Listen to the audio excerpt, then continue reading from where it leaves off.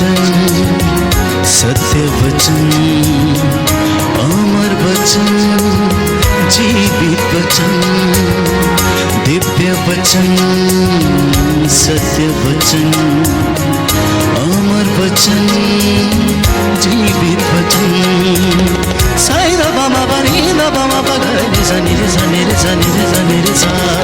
दिव्य वचन, सत्य वचन, अमर वचन, जीवित वचन, दिव्य वचन,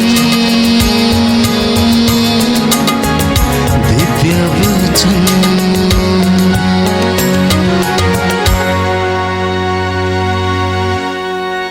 सबको जय यीशु की।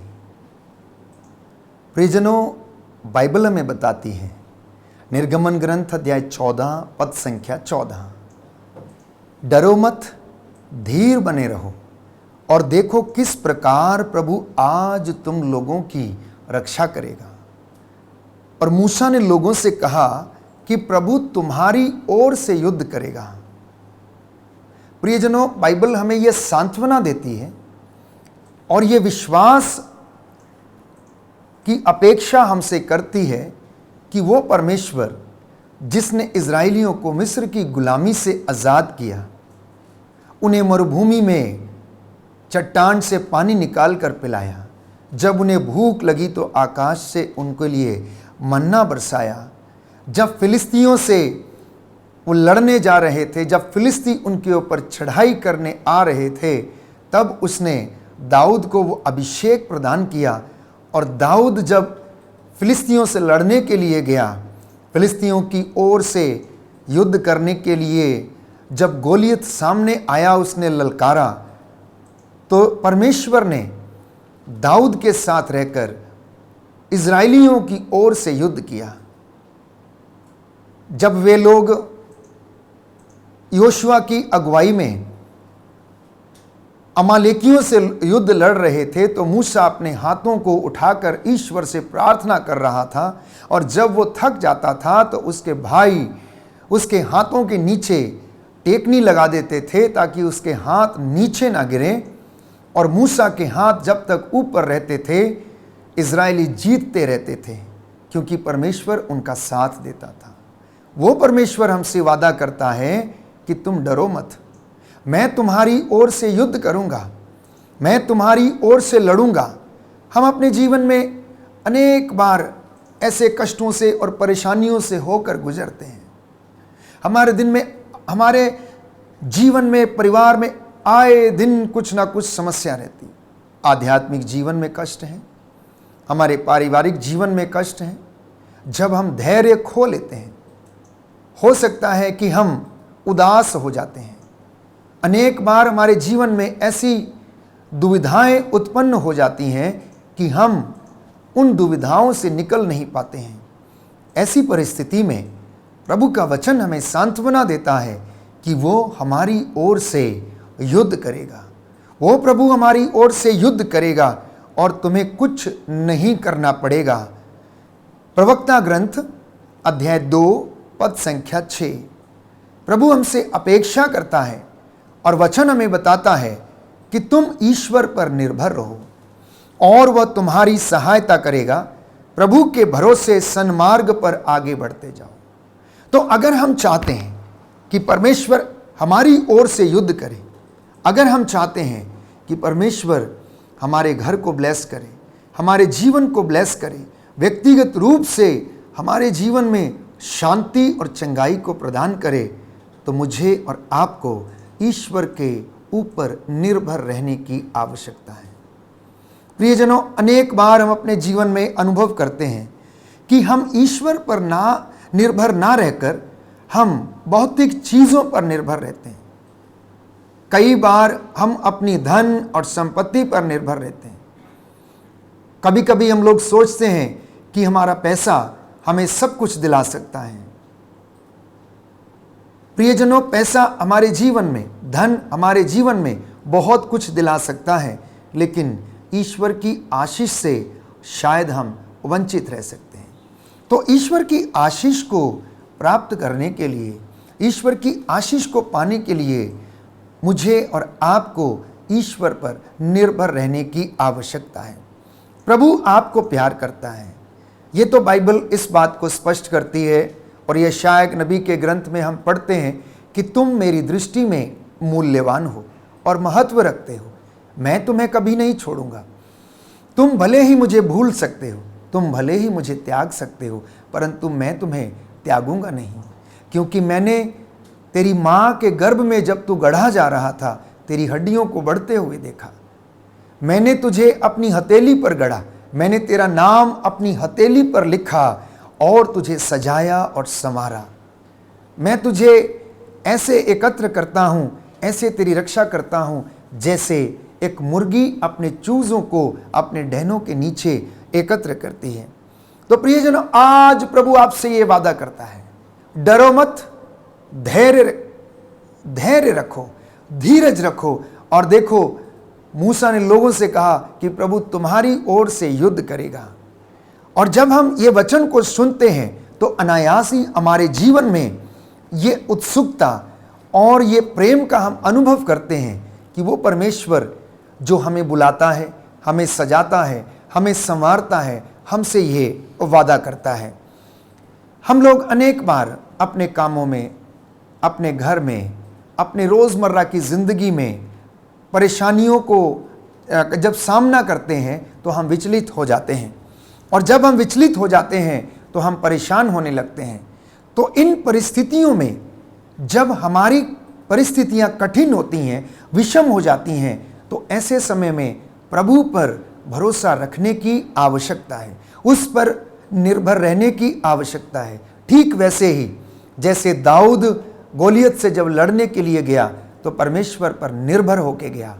उसे मालूम था कि ये विशाल और भीमकाय व्यक्ति उसको चाहे तो एक थप्पड़ में उसको उड़ा सकता था, लेकिन वो अपने सामर्थ्य से लड़ने नहीं गया। वो गोलियत से लड़ने के लिए गया परमेश्वर के सामर्थ्य से, और परमेश्वर ने उसे विजय दिलाई। तो ईश्वर ने आपके लिए योजनाएं बनाई हैं। इन योजनाओं के तहत वो आपको ब्लेस करता है, और अगर हम इन योजनाओं को समझते हैं तो मैं आपको विश्वास दिलाता हूं कि परमेश्वर मेरे और आपके भाग्य को पलट सकता है। परमेश्वर मेरे और आपके दुख को आनंद में बदल सकता है। परमेश्वर हमारी लड़ाई को अपनी लड़ाई बनाकर वो लड़ता है और शैतान से हमें विजय दिलाता है, क्योंकि उसके लिए कुछ भी असंभव नहीं है। वचन कहता है कि धर्मी खजूर की तरह फलता है, लेबानोन के देवदार की तरह बढ़ता है। और आज जितने भी लोग अपने विश्वास को खो चुके हैं, प्रभु उन्हें ढारस बंधा रहा है। मेरे पुत्र, मेरी पुत्री, प्रियजनों, वो यही ढारस देता है कि तुम डरो मत, धीर बने रहो अंत तक, क्योंकि जो अंत तक धीर बना रहेगा वही मुक्ति प्राप्त करेगा। तो प्रभु यीशु आज हमारे बीच में उपस्थित हैं। आप में से जितने भी लोग प्रभु का वचन ये सुनते हैं या सुन रहे हैं, इस वक्त वचन के माध्यम से वो हमसे बातें कर रहा है और आपको सांत्वना दे रहा है। तो बाइबल ये कहती है कि जो उनमें अपना चित्त लगाते हैं, जो उसमें अपना मन लगाते हैं, वह उनका आदर करता है और उन्हें आशीष देता है। इसलिए बाइबल हमें बताती है, सामुएल का पहला ग्रंथ अध्याय 2 पद संख्या 30 में हम पढ़ते हैं कि प्रभु ये कहता है, जो मेरा आदर करते हैं मैं उनका आदर करता हूं, और जो मुझे तुच्छ जानते हैं मैं भी उन्हें तुच्छ जानता हूं। यदि आप चाहते हैं कि परमेश्वर आपको इन विषम परिस्थितियों से उबारे, यदि आप चाहते हैं कि वो आपको ब्लेस करे, तो मुझे और आपको ये विश्वास करने की आवश्यकता है, प्रभु पर निर्भर रहकर ये कहने की आवश्यकता है, हे प्रभु मुझे आशीष दे और मेरी ओर से आप ये काम करें। मैं इस काम को करने में असमर्थ हूं, क्योंकि जब हम अपने जीवन में धार्मिकता का आचरण करते हैं, जब हम अपने जीवन को आध्यात्मिकता की चादर से ढक लेते हैं, तो प्रभु का वचन हमें कहता है कि ईश्वर हमें सुरक्षित रखता है। हबक्कुक का ग्रंथ वचन हमें बताता है, अध्याय 2 पद संख्या 4, नबी हबक्कुक का ग्रंथ अध्याय 2 पद संख्या 4, प्रभु का वचन कहता है, जो धर्मी है वो अपनी धार्मिकता के कारण सुरक्षित रहेगा। जो धर्मी है वो अपनी धार्मिकता के कारण सुरक्षित रहेगा। जो नबूवत करता है उसे नबूवत करने के लिए पुरस्कार दिया जाएगा। जो सेवा करता है उसे सेवा का पुरस्कार दिया जाएगा। जो वचन सुनाता है उसे वचन की सेवा करने का पुरस्कार मिलेगा। और जो धर्मी है उसकी धार्मिकता के कारण वो सुरक्षित रहेगा और प्रभु उसे पुरस्कृत करेगा। तो हम अपने हृदय में विश्वास करें कि परमेश्वर हमको इन कठिनाइयों में हमारी सहायता करता और हमें आशीष प्रदान करता है। मार्कुस का सुसमाचार अध्याय 9 पद संख्या 23। प्रभु का वचन कहता है कि विश्वास करने वाले के लिए सब कुछ संभव है। विश्वास करने वाले के लिए सब कुछ संभव है। यदि तुम विश्वास करोगी तो ईश्वर की महिमा देखोगी। जब प्रभु यीशु लाजरस के घर में गया, उसकी दोनों बहनें लाजरस की मौत के कारण विलाप कर रही थीं। वो जानती थी कि अगर यीशु यहाँ पर होता तो उनका भाई नहीं मरता, परंतु दुख में, कष्ट में, जबकि उन्होंने अपना प्रिय भाई खो दिया था, तो ये लाजमी सी बात थी, ये स्वाभाविक था। आंसू बहाना स्वाभाविक था, विलाप करना स्वाभाविक था और विश्वास में डगमगा जाना भी स्वाभाविक था। और वो यही सोच रही थी कि काश अगर ईसा उनके यहाँ पर होते तो उनका भाई नहीं मरता। लेकिन प्रभु की योजना तो कुछ और ही थी। प्रभु की योजना ये थी कि वो मार्था के विश्वास को और ज़्यादा दृढ़ करना चाहते थे। इसलिए वो चौथे दिन उनके घर में पहुँचे और जब वो आकर उनकी बहनों से मिलते हैं तो उनसे बोलते हैं कि तुमने उसे कहाँ रखा है। और मार्था कह उठती है, प्रभु आज तो 4 दिन हो गए हैं, अब तो बदबू आती होगी। और प्रभु यीशु उनसे कहता है, क्या मैंने तुमसे नहीं कहा यदि तुम विश्वास करोगी तो ईश्वर की महिमा देखोगी। जीवन और पुनरुत्थान प्रभु कहता है मैं हूं, मैं तुम्हारे लिए सब कार्य करता हूं। तुम अपनी आंखों से अविश्वास का पर्दा हटाओ, साथ ही साथ इस कब्र के ऊपर से ये पत्थर हटाओ और देखो कि मैं तुम्हारे लिए ये कार्य करने जा रहा हूं। मैं तुम्हें ईश्वर की महिमा को तुम्हारे बीच में प्रकट करने के लिए यहाँ पर उपस्थित हूँ। पर हम जब कष्ट से गुजरते हैं हम विश्वास नहीं कर पाते हैं, हम विश्वास में कमज़ोर हो जाते हैं। हम ये सोचने लगते हैं कि हम अकेले हैं। इजराइलियों ने मरुभूमि में जब यात्रा करते समय वो कई बार बार अपने इरादों से, अपने विश्वास से वो भटक गए। इसलिए वो मूसा को कहने लगे कि आप हमें क्यों लेकर आए हैं? क्या आप हमें मरने के लिए यहाँ पर लेकर आए हैं? हमारे पास खाने को नहीं है, हमारे पास पीने को नहीं है और दुश्मन हमारे ऊपर चढ़ाई करता हुआ आ रहा है। अब हम कैसे बचेंगे? हम क्या करेंगे? ये उनकी साधारण सोच थी, ये उनकी इंसान की सोच थी, एक मानवीय सोच थी कि वे लोग अकेले हैं। लेकिन परमेश्वर ने उन्हें बार बार ये मौका दिया इस बात को समझने का कि मैं उनके साथ हूँ, मैं तुम्हारी ओर से युद्ध करता हूँ। और उनको याद दिलाता है, देखो मैंने तुम्हारे लिए मरुभूमि में चट्टान से पानी निकाला, मैंने तुम्हारे लिए आकाश से मन्ना बरसाया, मैंने तुम्हारे लिए लाल सागर में रास्ता बनाया, मैंने तुम्हारे लिए ऐसे अनेक कार्य किए जिनको देखकर भी तुम विश्वास नहीं करते हो। तुम्हारी आंखें हैं परंतु तुम देखते नहीं हो, तुम्हारे कान हैं परंतु तुम सुनते नहीं हो। तुम विश्वास करने में कितने मंदमती हो। क्या मैंने तुम्हारे लिए ये सारे काम नहीं किए? क्या मैंने बादल के खंबे में के रूप में तुम्हारे आगे आगे चलकर तुम्हारा नेतृत्व नहीं किया, तुम्हारी अगुवाई नहीं की? क्या मैंने रात को अग्निस्तंभ के रूप में तुम्हें प्रकाश नहीं दिया? इतना सब कुछ करने के बावजूद तुम अपने विश्वास में कमजोर क्यों हो? तुम अकेलापन क्यों महसूस करते हो? क्या मैंने तुमसे वादे नहीं किए हैं?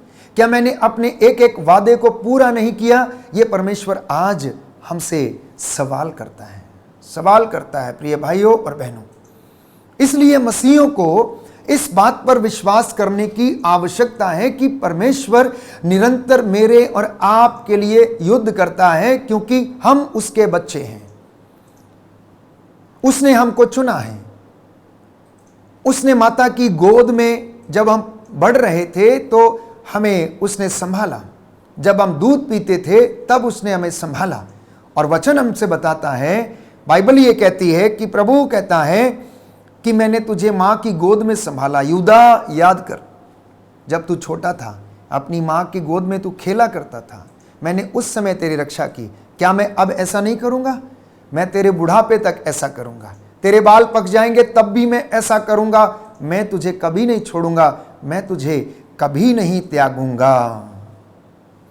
एक स्त्री, बाइबल हमें बताती है मार्कुस के सुसमाचार अध्याय 5 पद संख्या 25 में, जो 12 बरस से रक्तस्राव से पीड़ित थी, वो हार चुकी थी। अनेक इलाज करने के कारण वो इतनी त्रस्त थी, सब कुछ समाप्त कर चुकी थी, पैसा लगभग समाप्त था और वो हार चुकी थी। ऐसी ही दशा आप में से कई लोगों की हो सकती है, जो अपने जीवन में हारा हुआ महसूस करते हैं, दुष्ट आत्माओं के वश में हैं, अनेक प्रकार से सताए जाते हैं, अत्याचार के कारण, बीमारी के कारण, लोगों की गलत धारणाओं के कारण हो सकता है आप कष्ट सह रहे हों। लेकिन ये रक्तस्राव से पीड़ित स्त्री मन ही मन कहती रहती है, उसने यीशु के विषय में सुना था, उसने यीशु के विषय में ये जाना लोगों से कि वो एक महान व्यक्ति है, वो एक नबी है, वो जिस पर हाथ रखता है वो चंगे हो जाते हैं। और इसे भी वो विश्वास था कि अगर वो उसके कपड़े का पल्ला छू ले तो वो चंगी हो जाएगी। और वास्तव में यही उसका विश्वास उसे इस बीमारी से आज़ाद कराता है। वो भीड़ के अंदर भीड़ को चीरती हुई जाती है और धीरे से यीशु के कपड़े का पल्ला छू लेती है। जैसे ही वो पल्ला छूती है, यीशु के अंदर से सामर्थ निकलता है। यीशु इसको अनुभव करते हैं और वो अपने मन में सोचती है कि वो चंगी हो गई है। प्रियजनों, ऐसा ही हमारे जीवन में भी है।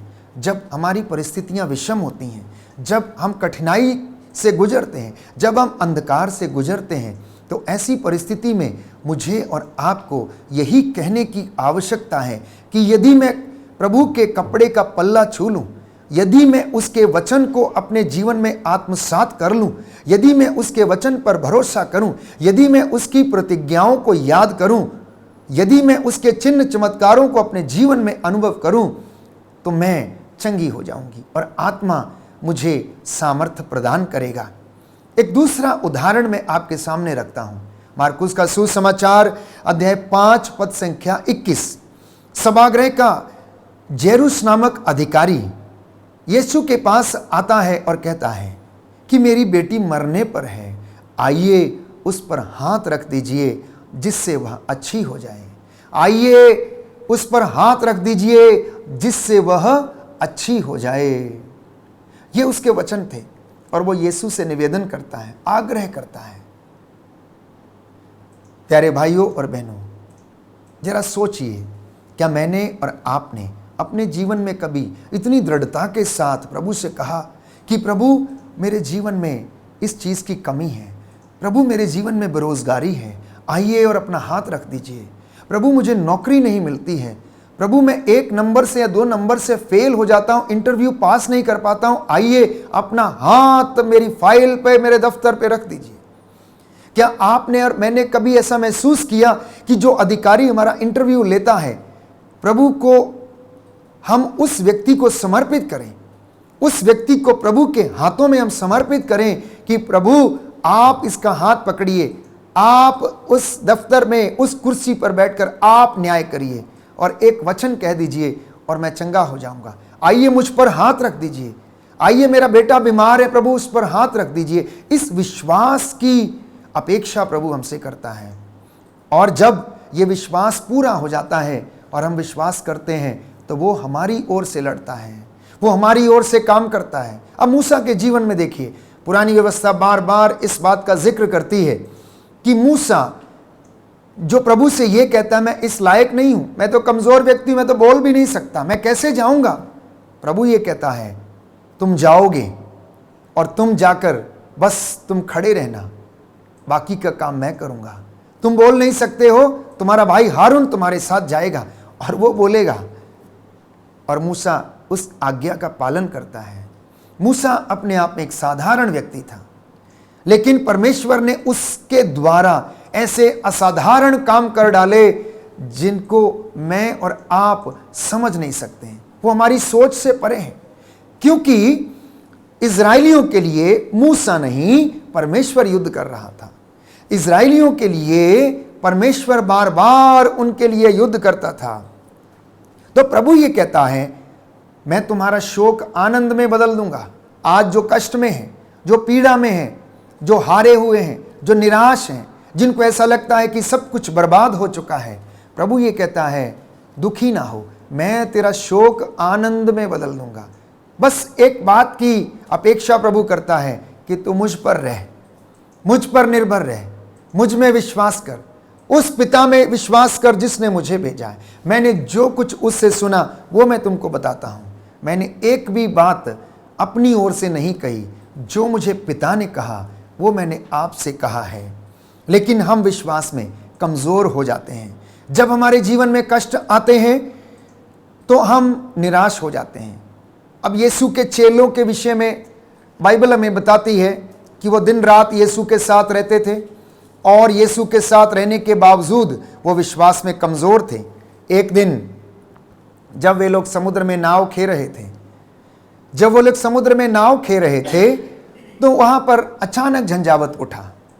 यीशु उनके साथ था, वो उनके साथ था, लेकिन ये लोग विश्वास करने में मंदमती थे। प्रभु ने ये कहा, डरो मत, ढारस रखो, मैं तुम्हारे साथ हूं। लेकिन चेले फिर भी विश्वास नहीं कर पाए और प्रभु को जाकर कहने लगते हैं कि हम डूब रहे हैं और आप सो रहे हैं। क्या आपको हमारी कोई चिंता नहीं है? आप हमें बचाइए, क्योंकि ये तूफान की लहरें, ये समुद्री तूफान इतना भयानक है कि लहरें नाव को डुबोए जा रही हैं और हम कष्ट में हैं। प्रभु आइए और हमें बचाइए। प्रभु आते हैं और समुद्र को शांत करते हैं। वायु उनका कहना मानती है और थम जाती है। चेले प्रियजनों असमंजस में पड़ जाते हैं कि आखिर ये व्यक्ति है कौन जिसकी आज्ञा वायु और समुद्र भी मानते हैं। यदि मैं और आप अपने जीवन में इस बात को अनुभव करते हैं कि प्रभु हमारे साथ है, तो एक बार आप प्रभु से कहना कि प्रभु मैं नहीं कर सकता हूं, आप कर सकते हैं। आपके लिए कुछ भी असंभव नहीं है। जैसे आप मूसा के साथ रहकर इजरायलियों के लिए युद्ध करते थे, वैसे ही आप मेरे परिवार में मेरे साथ रहकर मेरी ओर से आप कार्य करें। प्रभु मैं आपको समर्पित करता हूं। यीशु जिंदा है प्यारे भाई और बहनों, आपको यह विश्वास करना चाहिए। और जिंदा व्यक्ति ही चमत्कार कर सकता है, मरा हुआ विश्व चमत्कार नहीं कर सकता है। इसलिए बार बार प्रभु का वचन हमसे कहता है कि मुझे और आपको प्रभु पर विश्वास करने की आवश्यकता है। प्रभु का एक चेला थॉमस, जिसे प्रेरितों ने कहा कि हमने ईसा को देखा है और प्रभु हमें मिल गए हैं, और थॉमस जानते हैं क्या कहता है, जब तक मैं उनके छिदे हुए हाथों में अपनी उंगली न डाल लूं, जब तक उनकी छिदी हुई बगल में अपना हाथ न डाल लूं, तब तक मैं विश्वास नहीं करूंगा।